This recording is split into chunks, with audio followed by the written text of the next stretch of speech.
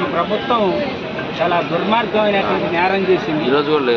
ఎందుకంటే ఎవడైనా ఇంత నీడ గెలిపించమని చెప్తాడు కానీ వాళ్ళు నీడని కూల్చేయాలని చెప్పేసి అనేటటువంటి చాలా దుర్మార్గం.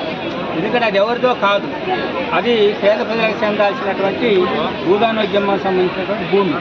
ఆ భూమిలో మీరు ఎప్పుడో 8 సంవత్సరాల నుంచి ఇంగ్లేసుకొని మంచిగా ప్రభుత్వానికి అనేక రకాలుగా విజ్ఞప్తులు చేసుకొని సౌకర్యాలు కల్పించమంటే ఆ సౌకర్యాలను కల్పించకపోగా మిమ్మల్ని ఇట్లా దుర్మార్గంగా ఇళ్ళని కూల్చేసి కట్టుకున్నటువంటి ఇళ్ళని కూల్చేసి బజారు పాలు చేయడం అనేటటువంటిది ఈ ప్రభుత్వం క్షమించడాన్ని నేరం చేసింది. రేవంత్ రెడ్డి తర్వాత ఈ కాంగ్రెస్ ప్రభుత్వం దీనికి చాలా అనుభవించాల్సినటువంటి దానికి రోజులు ఉన్నాయి.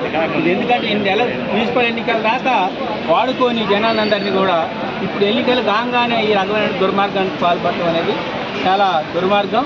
దీన్ని తీవ్రంగా సిపిఐఎంఎల్ మాస్లైన పార్టీ తర్వాత మిగతా అన్ని పక్షాలు కూడా ముందు మాట్లాడినటువంటి పక్షాలన్నీ కూడా ఎర్రజెండా పార్టీలు ప్రజలకు అన్యాయం జరిగింది కాబట్టి వాళ్ళకు ఆదుకోవాలనేటటువంటి దాంతోనే మనం ఇక్కడికి రావడం జరిగింది. ఇప్పటిదాకా ఎందుకు రాలేదు వీళ్ళంతా అని చెప్పేసి అంటే మిమ్మల్ని ఒకళ్ళు నడిపిస్తున్నారు. ఏది మీరు ఒక పార్టీ ఆధ్వర్యంలో మీరంతా కూడా ఇల్లు వేసుకొని ఉన్నారు.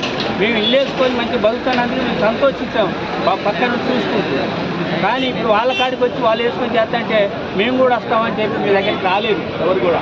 ఇప్పుడు అన్నీ వాళ్ళు తప్పుకున్నారు కాబట్టి మీకు అన్యాయం జరిగింది కాబట్టి ఇది వీళ్ళని అన్యాయంగా జరిగినటువంటి వాళ్ళని ఎలాగైనా ఆదుకోవాలనే దాంతో మేము వచ్చాము.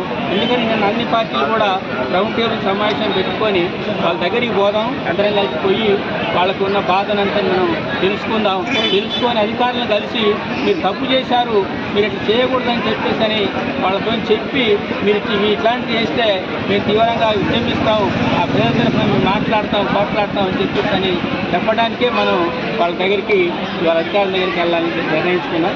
ఇవాళ కూడా మేము మా పార్టీ ఆఫీసులో మేము ప్రెస్ మీట్ నిర్వహించి పత్రికలను పిలిచి ఈ విషయాన్ని మా రాష్ట్ర కార్యదర్శి రంగారావు గారు తర్వాత మేమంతా కలిసి కూడా మాట్లాడి ఇట్లా వీళ్ళకి అన్యాయం జరిగింది కాబట్టి దగ్గరికి పోదామని చెప్పేసి అని నిర్ణయించుకోవడం అనేది జరిగింది. ఇవాళ కలెక్టర్ గారు అంటా ఉన్నాడు మేము 250 కోట్ల రూపాయల భూమిని కాపాడామంటున్నారు. అది ఎవరి నుంచి కాపాడారు? ఎవరిని గత ప్రభుత్వం కానీ ఈ ప్రభుత్వం కానీ ఖమ్మం చుట్టున్నటువంటి మొత్తం పెద్ద మంచి వాళ్ళందరూ ఆక్రమించుకున్నారు కదా. మరి ఇప్పుడు చాలామంది గత ప్రభుత్వంలో ఉన్న ఎప్పుడో 2018లో మీరు వేశారు. మరి గత ప్రభుత్వం కూడా 2024 వరకు 25వ సంవత్సరం వరకు వాళ్ళు ఉన్నారు.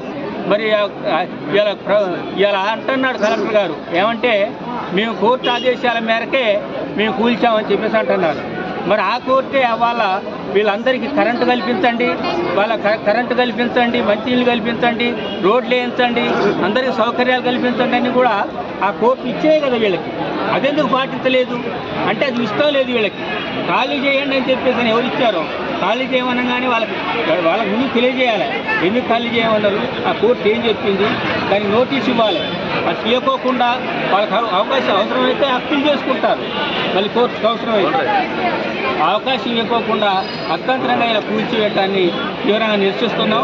మీకు ఎప్పుడు కూడా ఈ ఎర్రజెండా పార్టీలు ఇతరులు ఎవరైనా ఇంత పేద ప్రజల పక్షాన్ని నిలబడటానికి అండగా ఉంటారు. దాన్ని మీరు కూడా అర్థం చేసుకొని మీరు గట్టిగా ఉండాలి. ముందు మాకైతే ఇక్కడే ఇల్లు కట్టియాలి, ఎందుకంటే ఎవరో భూమి కాదు, ఇది పేదల భూమి, పేదల కోసం సేకరించిన భూమి. వినోబాబు అనే ఆయన అప్పుడు సేకరించినటువంటి భూస్వాముల దగ్గర నుంచి అది పేదలకు ఇవ్వాలనే. అదే గ్రామీణ ప్రాంతాల్లో అయితే వ్యవసాయం చేసుకోవటానికి, పట్టణ ప్రాంతాల్లోనైతే ఇల్లు కట్టుకోవటానికి ప్లాట్లు ఇవ్వాలి. అట్లా ఇవ్వకోకుండా వాళ్ళు అట్లా చేయటం అనేటటువంటిది చాలా దుర్మార్గం. కాబట్టి ఈ ప్రభుత్వాన్ని మనం తీవ్రంగా నిందిస్తూ ఉన్నాం. మీ తరఫున కొట్లాడటానికి సిద్ధంగా ఉన్నాం. మీరందరూ గట్టిగా ఉండాలని చెప్పి కోరుతాం.